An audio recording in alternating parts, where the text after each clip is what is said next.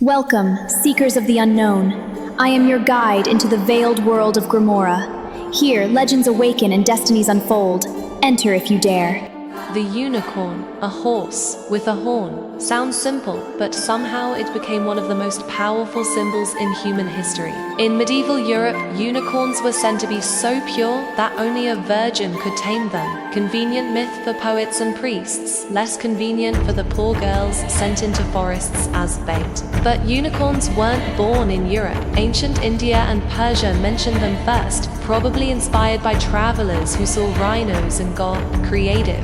Greek historians swore they were real because, of course, nothing says science like describing a magic horse from hearsay. The famous horn, or alicorn, was said to cure poison, disease, even evil itself. Renaissance royals paid fortunes for them. Spoiler, most were narwhal tusks. Yes, kings were flexing with whale teeth. So the unicorn became purity, power, and expensive nonsense. And centuries later, we still chase it, from medieval tapestries to billion-dollar startups. The Leviathan, a creature so vast, even the Bible called it the monster of the deep. Born from chaos, forged in the darkest waters, the Leviathan wasn't just a beast. It was a symbol of everything humanity couldn't control. In ancient Hebrew texts, it was the serpent coiling beneath the world, a dragon of the sea, breathing smoke and flame. Its scales were said to be impenetrable, its roar shaking the oceans. Medieval scholars describe it as the devil of the waters, a living storm sent to remind man of his place. And in some traditions, God himself had to slay it, to bring order from chaos. But chaos never truly dies. The Leviathan became the blueprint for every sea monster after it, the kraken, the hydra, the endless nightmares below. So maybe the legend was never about the creature. Maybe it was about us, and the fear that the deep still holds something watching back. The phoenix, a bird so dramatic it literally turns death into a performance. When its time comes, it doesn't just fall over like some tired pigeon. No, it bursts into flames, burns to ashes, and then rises again, brand new from its own remains. The ultimate comeback story. The legend started in ancient Egypt, the Bennu bird, sacred to the sun god Ra. Then, the Greeks and Romans took it further, a symbol of immortality, rebirth, and divine renewal. Even early Christians saw it as proof of resurrection. But the phoenix wasn't always fire and glory. In some stories, it looked more like a giant heron. In others, a peacock on steroids. Imagine dying gloriously and coming back as flamboyant poultry. Still, the idea stuck. Destruction, rebirth, hope. From ancient temples to tattoos and sports logos, the phoenix keeps rising because deep down, we all want to believe we can too. The Basilisk, the so-called king of serpents, and possibly the smallest tyrant ever imagined. Legends said it could kill with a single glance. No bite, no hiss, just eye contact.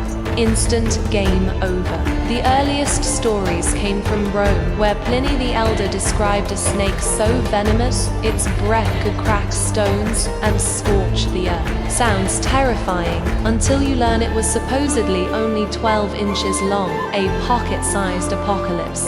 Then came the medieval remix. The basilisk was born from a rooster's egg hatched by a toad or a serpent. Yes, chicken drama meets horror fantasy. But even monsters have weaknesses. The basilisk's mortal enemy, the humble weasel. People believed it was immune to the creature's gaze and could kill it with its smell, nature's weirdest rivalry. So the basilisk ruled medieval fear, a symbol of sin, plague, and death itself. Yet in the end, it was just another legend that couldn't survive the sunlight. Smash that like button if this ancient beast completely blew your mind today.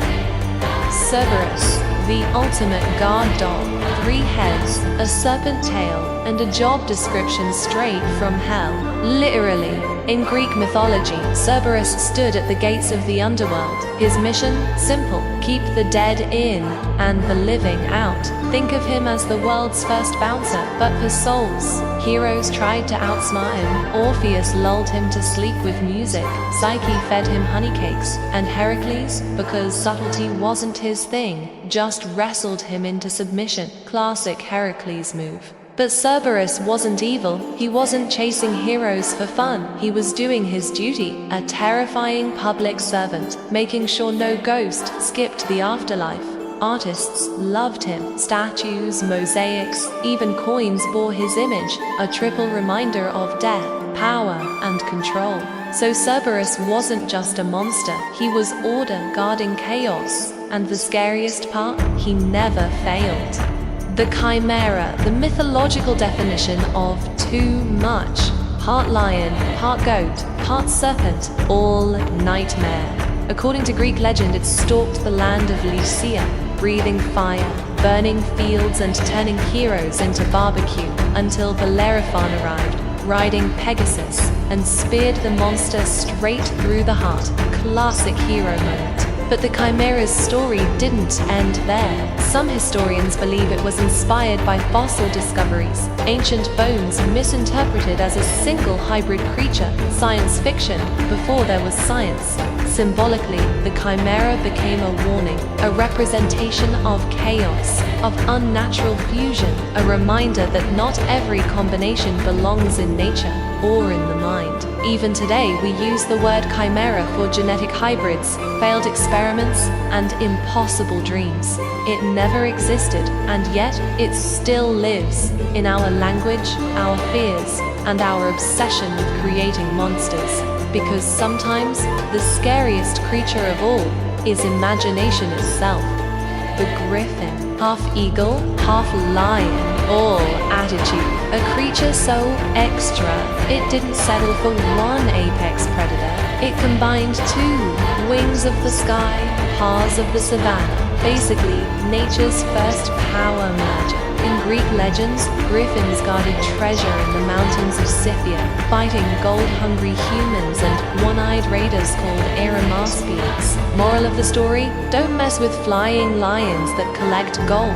But some historians think the myth started from dinosaur bones. Ancient traders found fossils of protoceratops in the desert and assumed they'd discovered a bird-lion hybrid. Prehistoric science fiction, brought to you by confusion. By the Middle Ages, the griffin became a royal emblem, a symbol of divine power, courage, and eternal vigilance. Kings loved it, knights painted it, churches carved it, and despite looking like an over-designed logo, the griffin became timeless, a reminder that sometimes impossible combinations create the strongest legends. Dragons, the celebrity of mythical creatures. If myths had a red carpet, dragons would be the ones arriving in a flaming chariot, setting paparazzi on fire. In Europe, they were the ultimate villains, winged reptiles with bad tempers and worse manners. They hoarded gold, kidnapped princesses, and made knights feel important. Basically, the medieval version of a career boost. But in the East, dragons flipped the script. In China, they were wise, majestic, bringers of rain and prosperity. No fire, no kidnapping, just divine weather control.